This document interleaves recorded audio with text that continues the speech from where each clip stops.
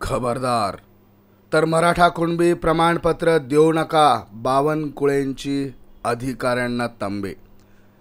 OBC मंत्रिमंडळ उपसमितीची महत्त्वाची बैठक पार पडली। या बैठकीनंतर मंत्री चंद्रशेखर बावनकुळे यांनी माध्यमांना प्रतिक्रिया दिली। यावेळी त्यांनी बैठकीत नेमकं काय काय चर्चा झाली आणि काय काय निर्णय घेण्यात आले याबाबतची महत्त्वाची माहिती सांगितली आहे। ओबीसी नेत्यांकडनं या GRला हैदराबाद गॅजेटनुसार ओबीसी प्रमाणपत्र देण्यास सरकारने जी मंजुरी दिली आहे त्या GRला कडाडून विरोध होतो आहे। त्या GRच्या विरोधात भूमिका मांडली जाते आहे। मंत्री छगन भुजबळ यांनी तर थेट हायकोर्टात GRला आव्हान देण्याचं ठरवलं आहे। या दरम्यान ओबीसी उपसमितीची आज महत्त्वाची बैठक पार पडली। मंत्री चंद्रशेखर बावनकुळे यांच्या अध्यक्षतेखाली ही बैठक पार पडली। या बैठकीनंतर बावनकुळे यांनी माध्यमांना प्रतिक्रिया दिली।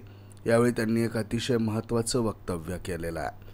हैदराबाद गॅजेटनुसार जे जात प्रमाणपत्र दिलं जाणार आहे, मराठा कुणबी किंवा कुणबी मराठा प्रमाणपत्र देताना कोणतीही खाडाखोड केलेल्या कागदपत्रांच्या आधारावर ते जात प्रमाणपत्र दिलं जाऊ नये अशी काळजी संबंधित अधिकाऱ्याने घेतली आहे। याबद्दल बैठकीत चर्चा झाली अशी माहिती चंद्रशेखर बावनकुळे यांनी दिली आहे।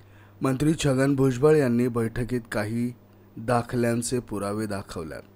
त्यामध्ये खाडाखोड करून कागदपत्रांमध्ये कशी मोडतोड होते आणि जात प्रमाणपत्र मिळवली जात आहेत याबद्दल माहिती दिली आहे।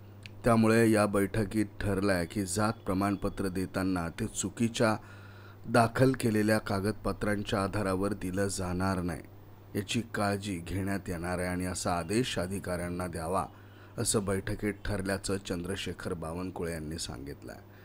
खरं तर हे नियमान्य आहे। जिथे मराठा कुणबी, कुणबी मराठा आहे तिथे आक्षेप नाही अशी देखील चर्चा झालेली आहे। आमच्या ओबीसी मंत्रालयाला जवळपास 2900 कोटी रुपयांचं बजेट आहे।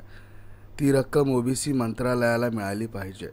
ओबीसींचे जवळपास 22 उपमहामंडळ आहेत।